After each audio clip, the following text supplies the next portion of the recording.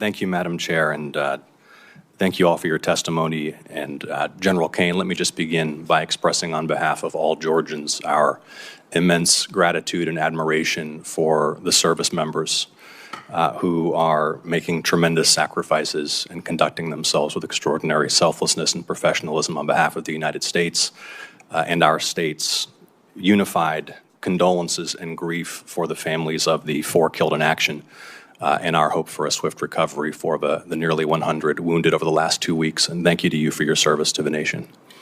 Mr. Hegseth, you're requesting roughly $68 billion for the department through the supplemental, correct? 67, yes.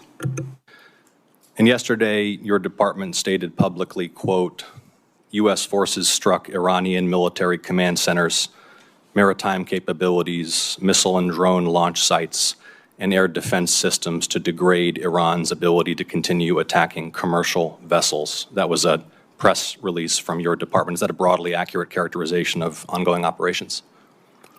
That sounds broadly accurate, yes. On day 14 of this conflict, Mr. Secretary, day 14, nearly 5 months ago, you stated that Iran's military had been, quote, destroyed and, quote, made combat ineffective. That was on day 14 of the war. Was that an accurate statement?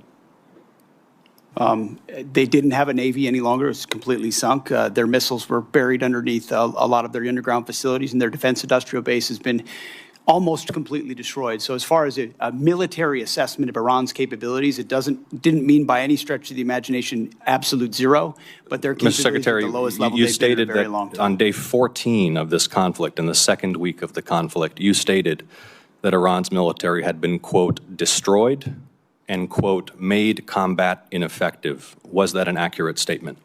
Yes or no? Iran's ability to challenge the United States of America at the level at which we're capable of. That's not what I asked you, Mr. Secretary. You said on day 14 Iran's military had been, quote, destroyed and, quote, made combat ineffective. Yes or no, was that an accurate statement? What the American military has done to the Iranian military is a historic military defeat, answer the question and they're ineffective in that context. 3 weeks later, you declared victory. That was now nearly 4 months ago. 3 weeks after you'd already said Iran's military was destroyed and combat ineffective, you said, quote, Operation Epic Fury was a historic and overwhelming victory. You said Iran's military had been rendered, quote, combat ineffective for years to come.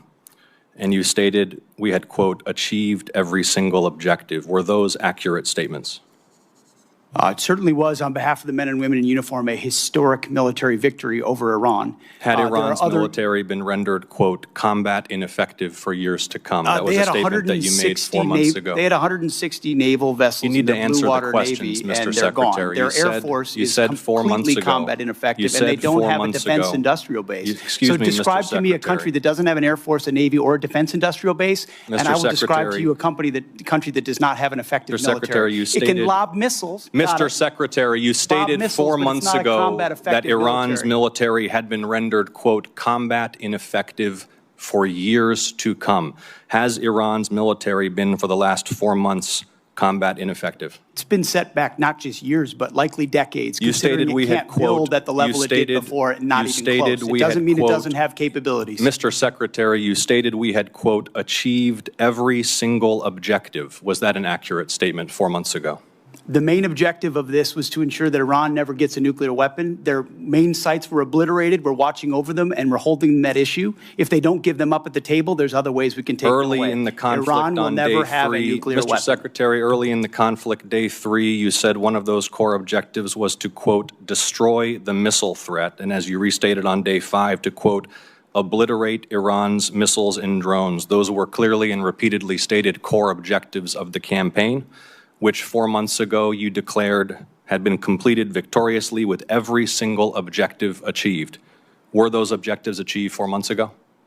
No one ever stated that every single missile was gone. Ultimately, combat ineffective means they're not able to dig them out of their UGFs and shoot at us. Had the missile threat It doesn't mean they don't have underground facilities ago. where they put missiles in them and hold on to them because they're the world's largest state sponsor of terrorism. So we never expected they would stop having capabilities to shoot. The question is at scale against an opponent like the United States of America, which went toe-to-toe with them and Iran couldn't. You stated on March 8th, day 9 of the war, on 60 Minutes, you assured the American people of Iranian surrender. Does that remain your prediction? Ultimately, Iran will never have a nuclear weapon to threaten the United States of America. That has been the objective, and it remains so. So just to review, you will not answer whether your statement made on the 14th day of the war that Iran's military had been, quote, destroyed and made combat ineffective was a truthful statement to the American people as you sit here and ask for tens of billions more for the conflict. Senator's time has expired. A historic and effective military campaign against the largest state sponsor of terrorism won't answer the question. Senator Peter is